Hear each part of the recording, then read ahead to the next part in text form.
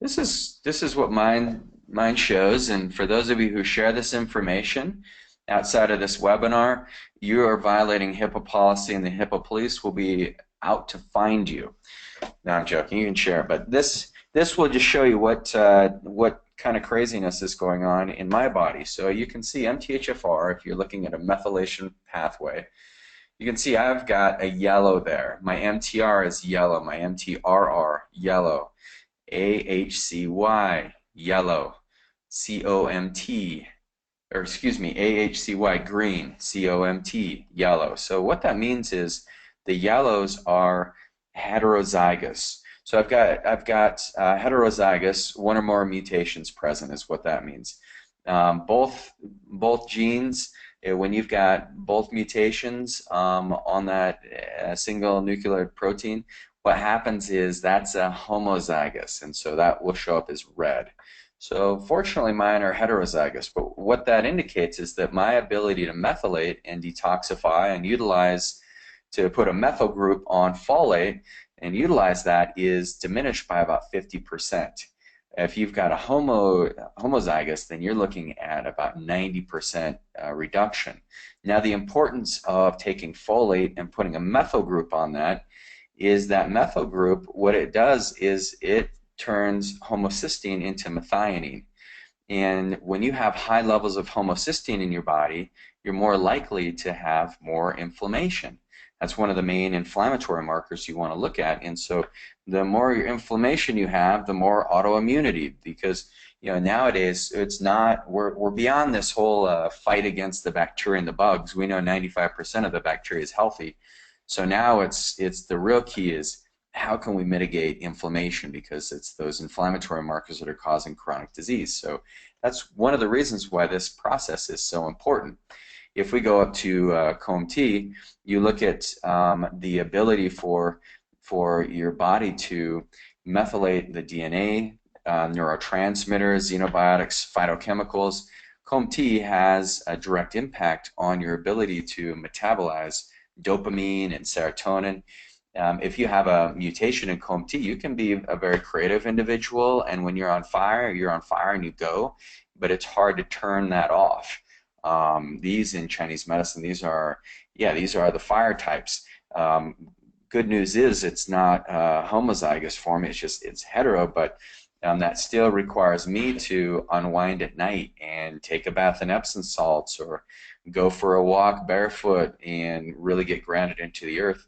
I use earthing mats, and that seems to help a lot too, because the dopamine, the uptake, it doesn't get fully metabolized, so my prefrontal cortex is just going, and I can, if I don't stop and take a breather around 8:30 at night, and jump into a good book, then it could be game over. So learning this has really helped me, so I support it. I do some SAMe.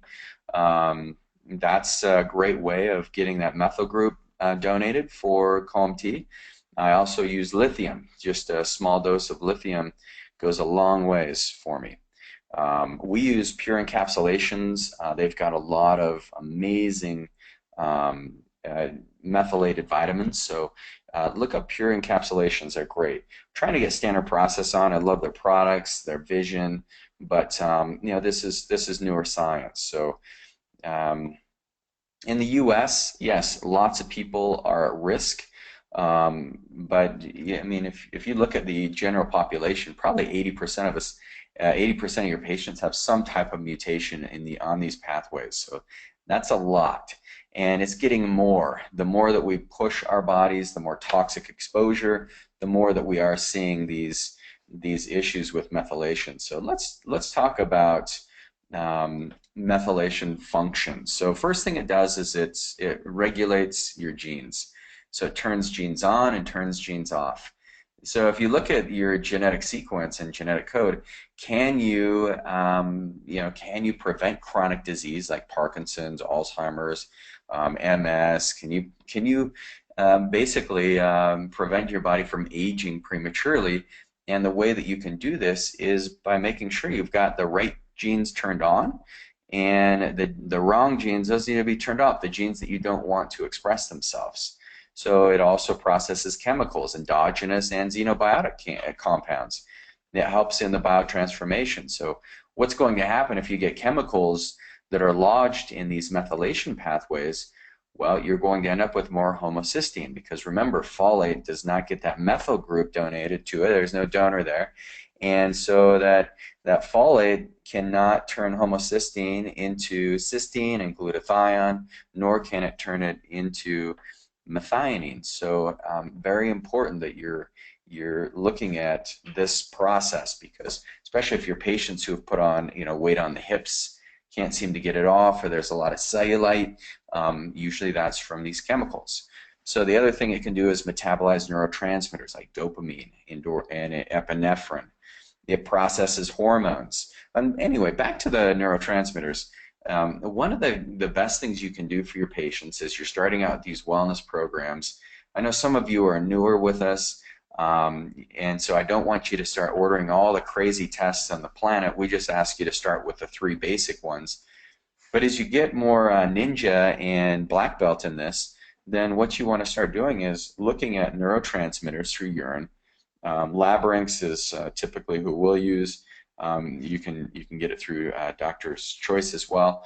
They are one of our vendors, one of our sponsors, so we appreciate it if you use them. But no big deal either way. But the other thing is, you want to make sure that they're looking at, if you look at the neurotransmitter imbalances, and then you can start to see, okay, well, they've got, he's got a heterozygous in COMT, his MTHFR is homozygous, MTHFR is heterozygous, so we should see what neurotransmitters are most affected by this this inability to fully methylate, and so that's where you look at those neurotransmitters: dopamine, epinephrine, norepinephrine, noradrenaline.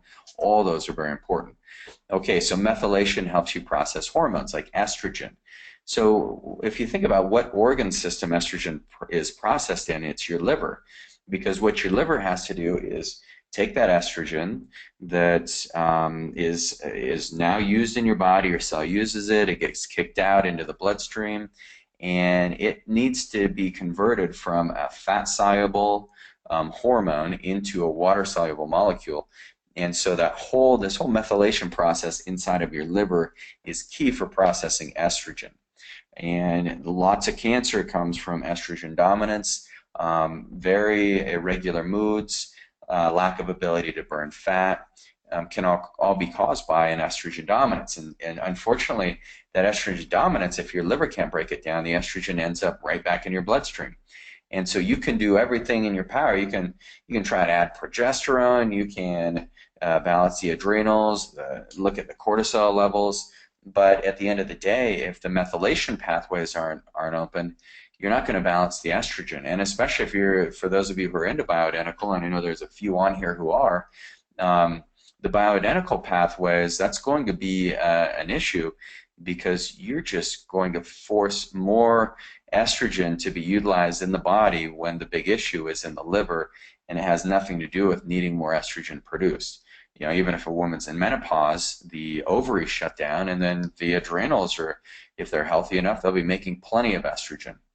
Okay, so the 6th thing is it builds immune cells, your T cells, your natural killer cells. It works with DNA and histone synthesis. It produces energy. It produces a protective coating on nerves with myelination. Now, what diseases are you guys thinking about with myelination?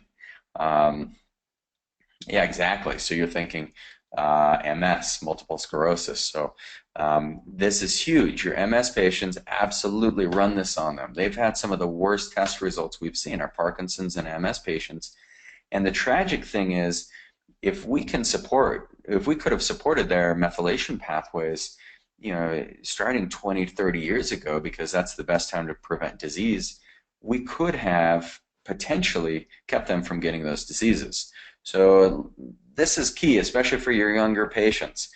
Then finally, it builds and maintains cell membranes. So that's the phosphatidylcholine. It's really impactful. If you have a healthy cell membrane, you've got several mitochondria in the cells, and that's your energy storehouse. So the membrane cannot take in the right hormones, the right nutrients. Your whole Krebs cycle gets depleted if you don't have good, healthy cell membranes. So the cell membranes are what basically allows that communication to take place between from cell to cell and between organs to cells.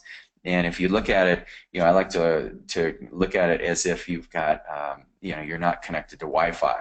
You still get connection there, but it's just a lot more energy has to get pushed through that cell membrane for the signal to get into those mitochondria.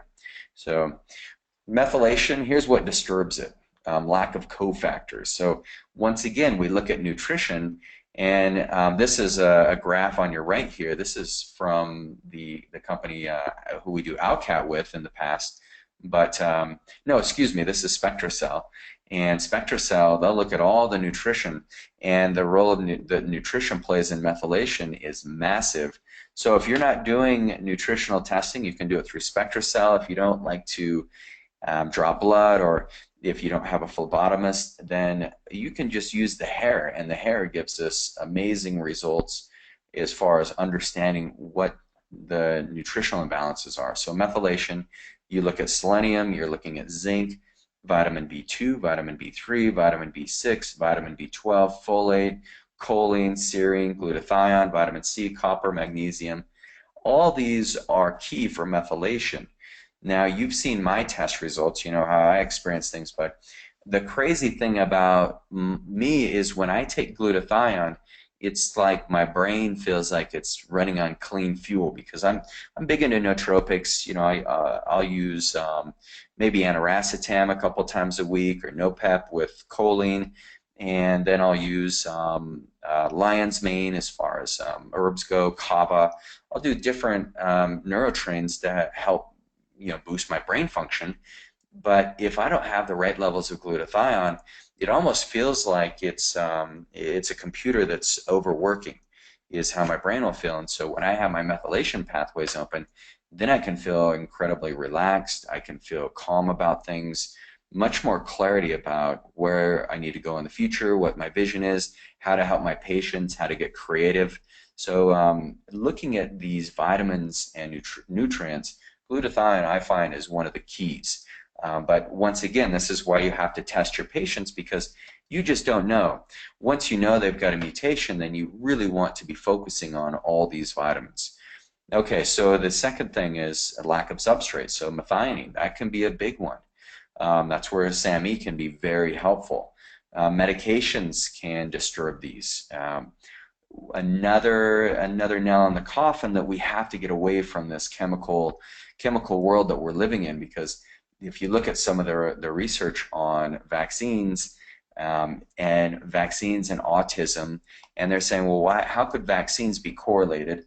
And not only is it correlation because the thimerosal, the preservatives in the vaccine, but a big reason is because a lot of these kids who are receiving these vaccines, they have poor methylation in the first place, and so they just can't detoxify all that junk that's being put in their body. So now we have a genetic connection there. Metformin, a lot of our patients who feel like crap on metformin, one of the big reasons is because they're not methylating properly. Methotrexate, that's another one that's big. So here's something else. Specific nutrients can deplete methyl groups, so high doses of niacin. So you can get on niacin. That's actually a great way to get methylation going, but just don't do high dose for a long time. There's a reason why you get flushed when you take that. Environmental toxicity, acetaldehyde, mercury, high copper, those can all do that. Make sure with zinc, that's where Chesin, its standard process formula, it's a good combination of zinc and copper. Make sure you have these things in together. Excessive end product. You can look at genetic mutations, polymorphisms. These are all going to decrease methylation. Mental state, stress, anxiety, lack of sleep, can't do it, pessimism. So I've seen a lot of people with negative attitudes. They come in and they've got the COMT mutation, MTHFR is mutated, because they just don't feel good. I mean, if your body's not detoxifying, you're not going to feel great. This is one of the main things that you'll find if you put patients on like our liver enhancement, the detoxification that you guys all learned in this last event. they're going to feel amazing, especially if they've got MTHFR issues and you start supporting those methylation pathways. They're going to feel pretty incredible. So if you're looking at these antacids, they'll deplete your B12. You want to look at the cholestyramine, cholestyramine. All these drugs are big. They block your ability to methylate. So here's some of the things. Before we jump into implementation, I want to jump into some studies that we found, because I was talking about the MTHFR. Now this is Ben Lynch. So for those of you who want the wizard in MTHFR, take some of Ben Lynch's courses. He's done some incredible things. So first thing, what they found is in Spain, the prevalence of MTHFR 677TT genotype has reportedly approximately doubled in the population since the introduction in 1982 of folic acid supplements for women in early pregnancy. Folic acid fortification and supplement use might be a genetic time bomb. The first premise of this dramatic claim, that folic acid use increases the proportion of children born with the TL of the MTHFR, is as yet poorly documented and is clearly in urgent need of further studies. Studies of the MTHFR genotype frequencies in children before and after fortification should be carried out in countries planning fortification of food with folic acid, thus saving fetuses that have a genetic constitution that favors abortion or non-survival. Could lead to children being born with genotypes that favor increased disease during life. So not only is it a risk when they're in the womb, in utero, but it's also very risky once they're born. They have an increased disease during life, because that's what these mutations can do. Now, folic acid and fortified food is everywhere. I had the chance to meet a guy, Mr. Klein. I can't remember his first name, but he was one of the first. He's got a PhD in biochemistry, and he's about 85 now. But he introduced fortified rice, and that was the big business that he made. Very successful enterprise, obviously, but he was putting folic acid into rice, and yeah, made him incredibly rich. But I don't think at the time, he's an amazing man, very gentle, but he saw a need to avoid these cleft palates that kids were being born with, so they fortified it with folic acid. But you know, here's the thing: is the folic acid fortification started heavily in 1992. So he started his research in the 80s, and that's about the time he launched it. And then by the year 1999, he was retired. And anyway, but pretty interesting. So autism began to quickly rise in 1993.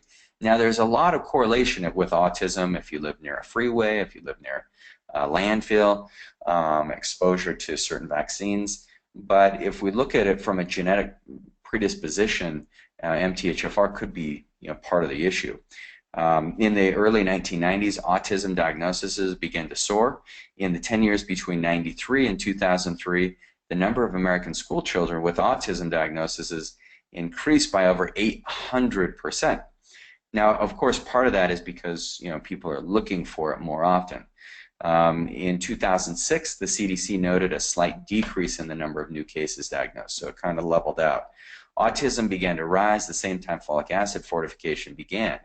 So then we have to wonder, is the rise of autism due to increased survival rate of babies with MTHFR defects? Because as we read in the study above, if you have some genetic constitution that favors abortion or non-survival, and that genetic constitution can be MTHFR defects. So I'm happy my body decided to let me survive that one.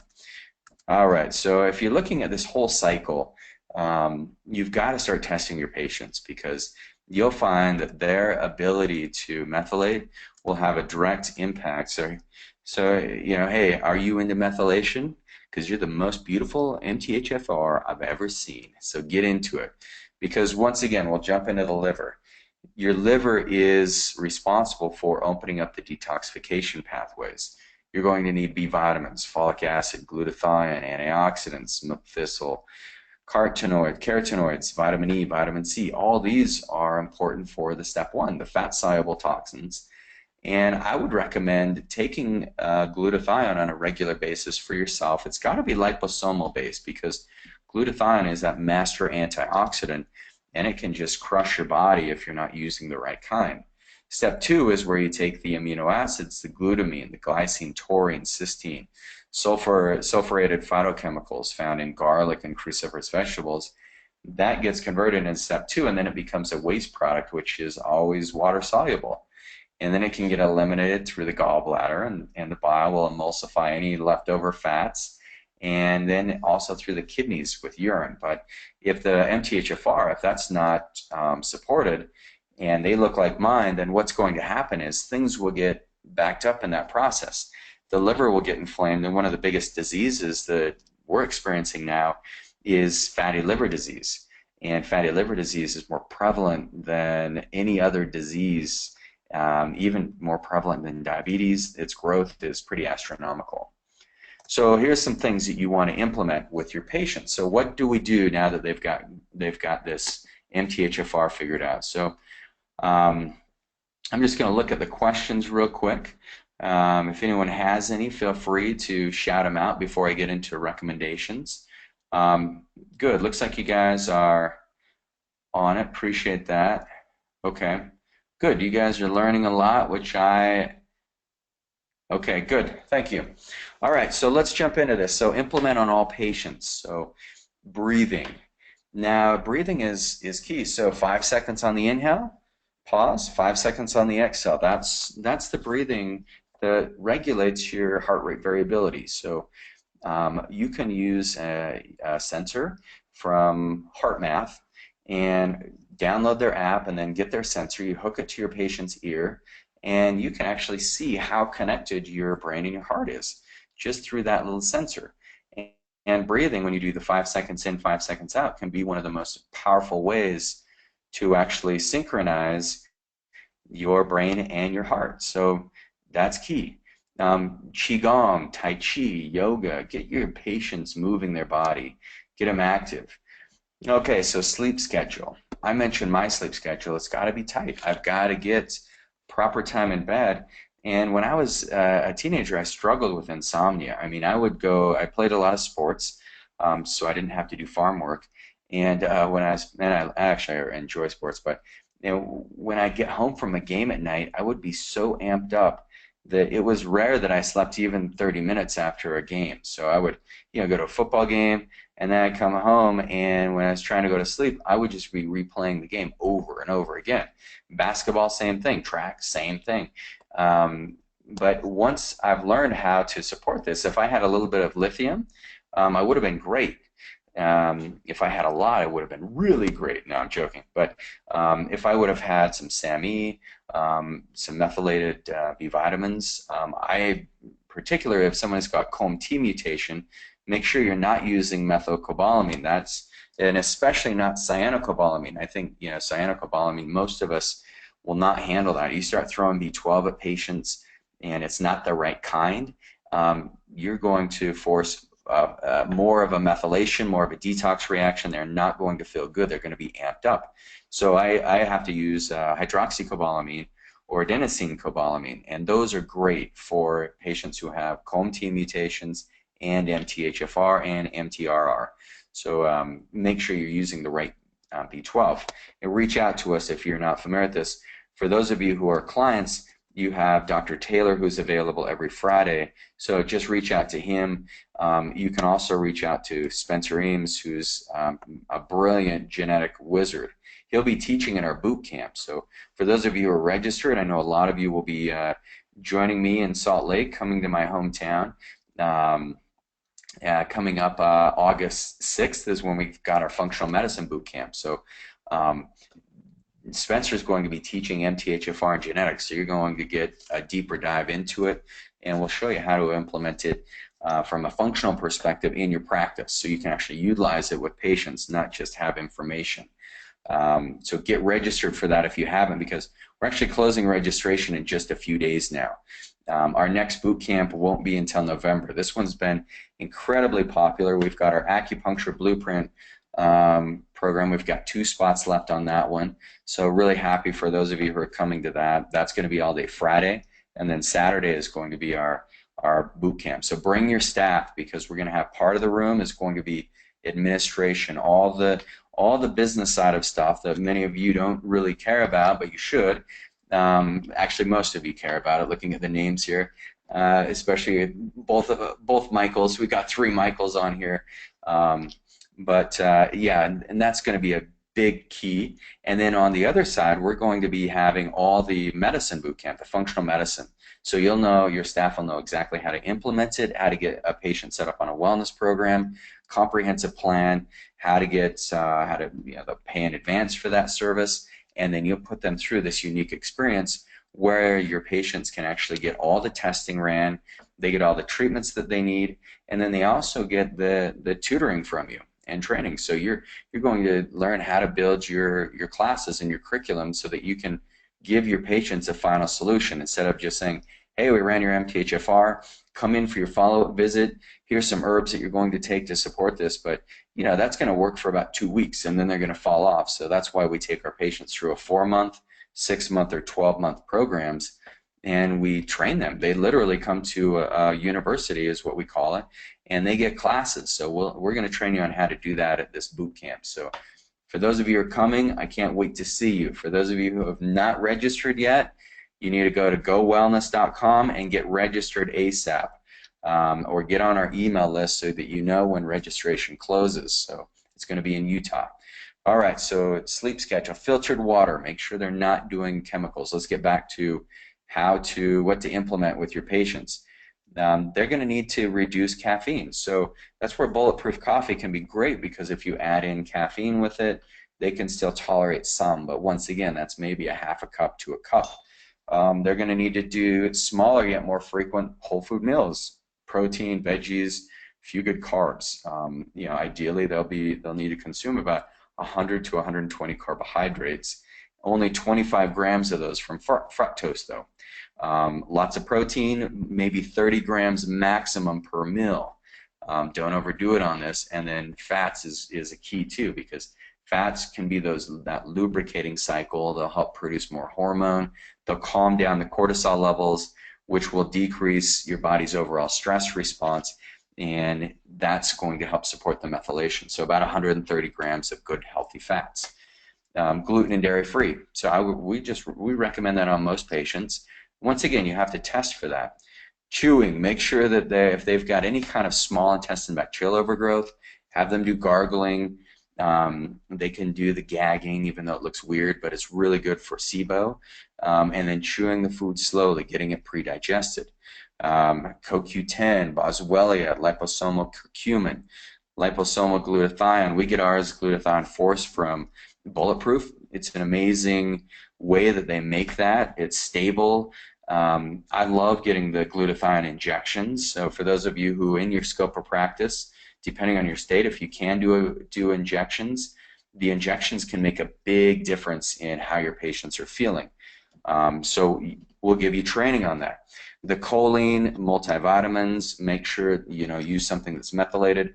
Pure encapsulations makes a formula called Pure Genomics, and it covers everything A to Z. Probiotics, D3, adaptogens. Once again, the adaptogens are very nice.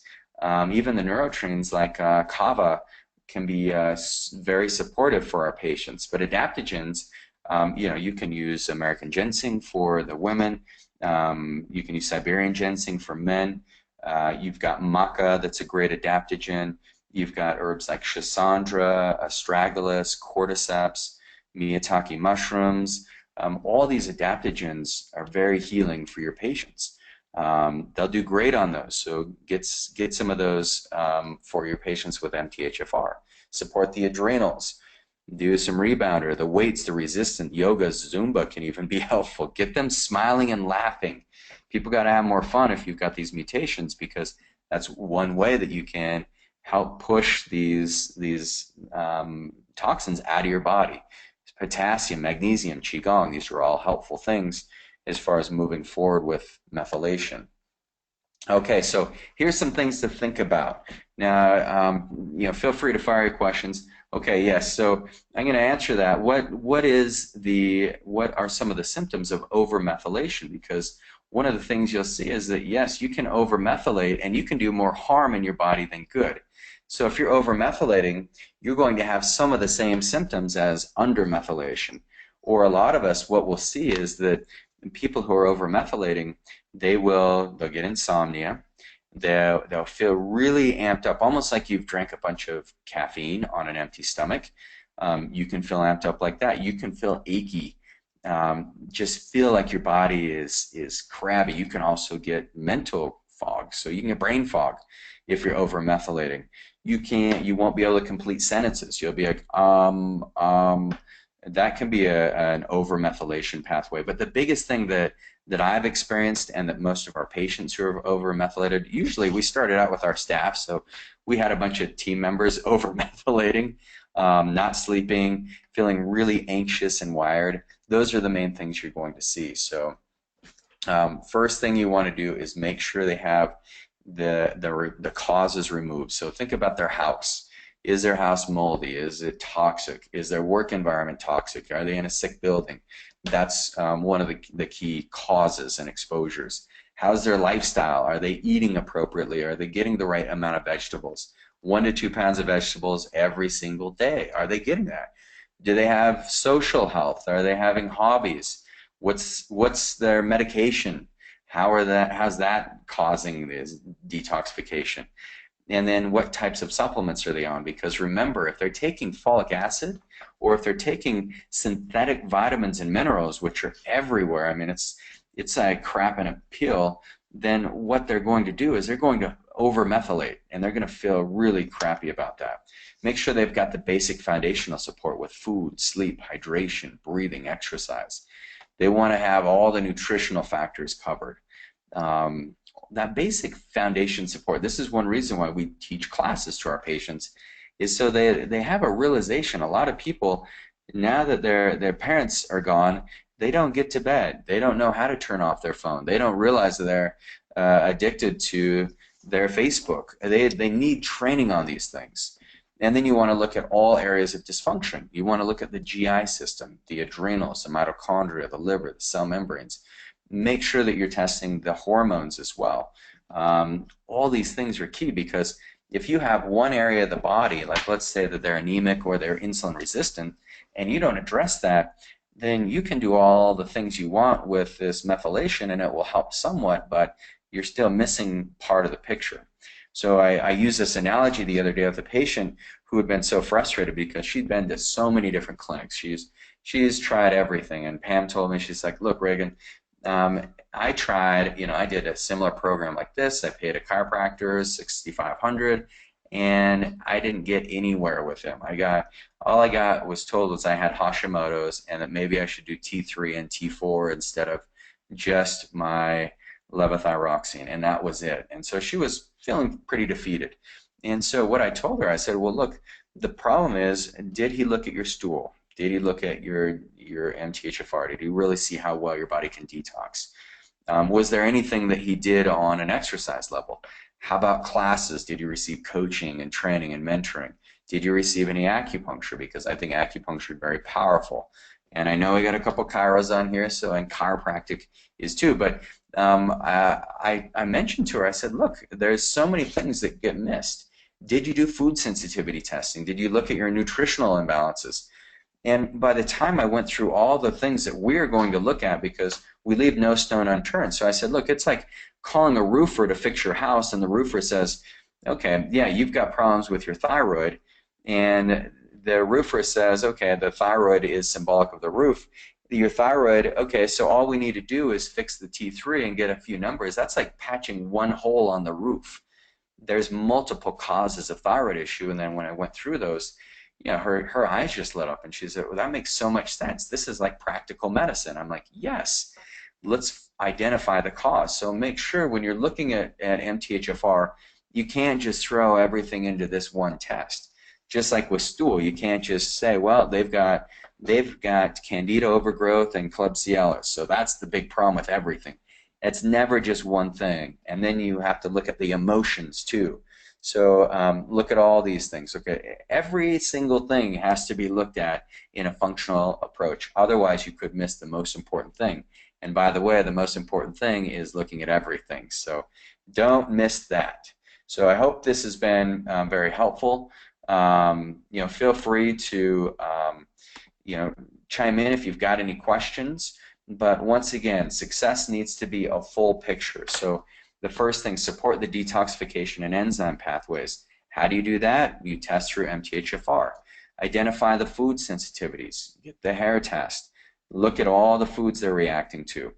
Identify hormonal imbalances. This is key, especially when you're looking at cortisol, because if you're not addressing cortisol, if you're not looking at how their testosterone is, how their estrogen, progesterone, pregnenolone, once again, this is a big component that can cause more disruption in their body's health. Look for infections. You do this through stool. You resolve the gut dysbiosis by following the 4 R's. You got to remove what's not helpful. You've got to reinoculate with what bacteria and what cultures they need. You also have to get them eating the right foods. You got to make the right diet changes. Make sure you're addressing the vitamin deficiencies. Correct inflammation. Remember, we talked about homocysteine with MTHFR. Ideally, you want to be checking those together. And then eliminate leaky gut, restore the gut barriers. And these, if you address all these things, you will be much more successful in helping your patients clear up chronic disease, clear up methylation issues. All these are very important pieces of your overall program. So really appreciate all of you being here. Hopefully you've learned a lot, and you probably realize there's so much more we could dive into, but I think this gives you a nice foundational piece to start your projects with, getting these tests ran for yourself, for your staff, and your patients. So love you all very much. Once again, this is Go Wellness production. We are looking to have our next boot camp. It's going to be August 5th, August 6th. The following one will be back here in November 11th, that weekend, the Friday and Saturday. And so get registered, get here. It's going to be a blast. LA, we're going to be back in LA in October. So I want to see all of you out there. Tell your friends. A lot of people need support when it comes to expanding our practice, expanding our vision. People are struggling out there, and you are the ones that hold the solution. I mean, I've talked to so many of you, and you guys are just, it's incredible to see how much growth that has taken place in the last year with you amazing providers. So thanks for all you do. I really appreciate it. I think you guys have a gift, and so I want you to go share it today. So today, get the determination. You're going to close somebody on a wellness program. Yes, a 6-month Sherry, and you too, Reba and Michael. And then Anka, I want you to get some swab kits and get your tests ordered. You too, Matt, so you guys can know how to handle things. Michelle and Roger, the best thing you're going to do is start setting up an account with Cell Sciences. You also want to consider using some of their resources with their naturopathic doctor. Roxine, we're going to see you coming up very soon here, so make sure that you are studying a lot of the gut dysbiosis, how that relates to Chinese medicine. I also want you to start looking at food sensitivities, hormones, so that you're ready for the boot camp. So hope this has served you all. I'm going to turn the time over to Cade, or actually I think I'm just going to close it. I don't think Cade, if he has anything, he's good. So I love you all, and I'll see you next week at the same time. So take care, and we are closing out.